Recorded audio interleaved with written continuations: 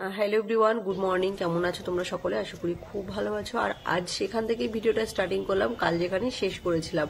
তো আমরা ফাইনালি এসে পৌঁছেছিলাম কিন্তু রামপুরহাট স্টেশনের লুকটা কিন্তু খুবই সুন্দর ছিল। তো তারপরে এখান থেকে আমরা নিয়ে নিয়েছিলাম টোটো রিজার্ভ করে।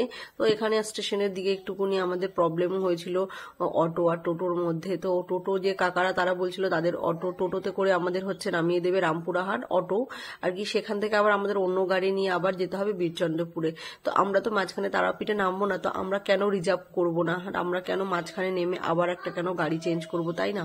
আর আমরা আবার নতুন জায়গায় যাচ্ছি, তো আমাদের একটু অসুবিধা হয়েছিল। আর এটা হচ্ছে সেই তারাপীঠের যে গেটটা ছিল, সেই প্রবেশদ্বার যেটা বলে, সেটা খুবই সুন্দর ছিল, কিন্তু এটা আমার খুবই ভালো লেগেছে। তো তোমাদের আমি শেয়ার করলাম আর কি, যে একটু একটু করে যে ভিডিও ক্লিপগুলো নিয়েছিলাম সেগুলো আর কি। তো এটা ছিল দুই দিকে রাস্তা, একদিকে আসার জন্য একদিকে যাওয়ার জন্য, খুবই সুন্দর ছিল কিন্তু।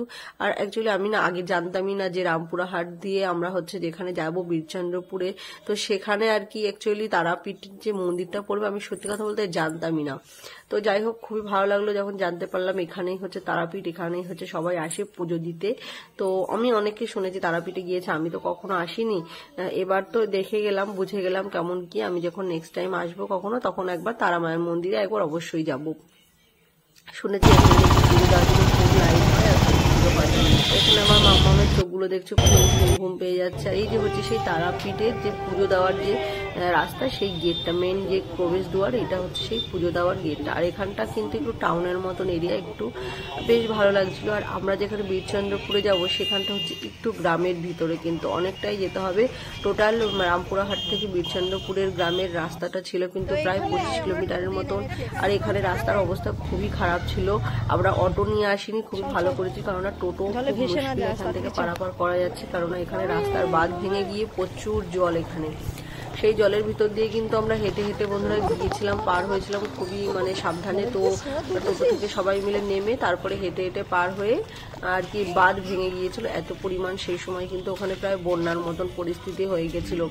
তো আমরা জলটা ক্রস করে কিন্তু আবার টোটোতে বসেছিলাম। আর আমাদের প্রায় সময় লেগেছিল প্রায় 45 থেকে 50 মিনিট সময় লেগেছিল আমাদের স্টেশন থেকে যেখানে আমরা মন্দিরে পৌঁছাবো, একচক্রা মন্দিরে পৌঁছানোর জন্য। তো ফাইনালি আমরা একচক্রা মন্দিরে কিন্তু পৌঁছে গেছি। দেখতে পাচ্ছ চারদিকে কেমন জল, এই ব্রিজটার নিচে পুরো জলে ভর্তি হয়ে গেছে। আর এটা অ্যাকচুয়ালি একটু নিচু জায়গা বোধহয়। আমি ট্রেনে আস্তে আস্তে অনেক জায়গায় দেখেছি যে প্রচুর জল। তো মন্দিরে যেই ঢুকছি সেই মনটা একটু শান্তি লাগলো যে হ্যাঁ ফাইনালি মন্দিরে এসে আমরা পৌঁছে গেছি। আর মন্দিরে ঢোকার সাথে সাথে এত ভালো লাগছে মন্দিরের ভিউটা দেখে। আমি এতদিন খালি মোবাইলে ফটো ভিডিওর মাধ্যমে দেখেছি, এই প্রথমবার এসে কিন্তু খুবই আমার একটা মনের মধ্যে ভালো লাগছে, আমি কখন মন্দিরে যাব, কখন দর্শন করব। তো যাই হোক, তারপরে আমার বাবা রুম বুক করা ছিল, বাবা এখানে রিসেপশনে গিয়েছিল মন্দিরে, যে রুম আমাদের বুক করা ছিল আগে থেকে না বুক করলে রুম পাওয়া যায় না। শনি রবিবার করে বিশেষত খুব ভিড় হয় সেই সময়। আর আমি ভাবতে পারিনি এতটা গ্রামের ভিতরে এত ভক্তরা এখানে আসে, খুবই ভালো লেগেছে। তারপরে অতিথি ভবন গেস্ট হাউস, তো এখানে ছিল একচক্রা ভবন বলে। তো আমাদের সেকেন্ড ফ্লোরে রুম দিয়ে দিয়েছিল, আমাদের সেকেন্ড ফ্লোরে দেওয়ার কথা ছিল কিন্তু ফার্স্ট ফ্লোরে আমাদের রুম দিয়ে দিয়েছিল। তো আমাদের রুমটাও ছিল কিন্তু বেশ ভালো। হরে কৃষ্ণ, হ্যালো এভরিওয়ান। তো আমরা এসে পৌঁছালাম এই এক্ষুনি একচক্রা স্কন মন্দিরে। তো এখানে আমরা পৌঁছে গেছি। সত্যি মন্দিরটা অসাধারণ, তোমাদের সাথে শেয়ার করাই।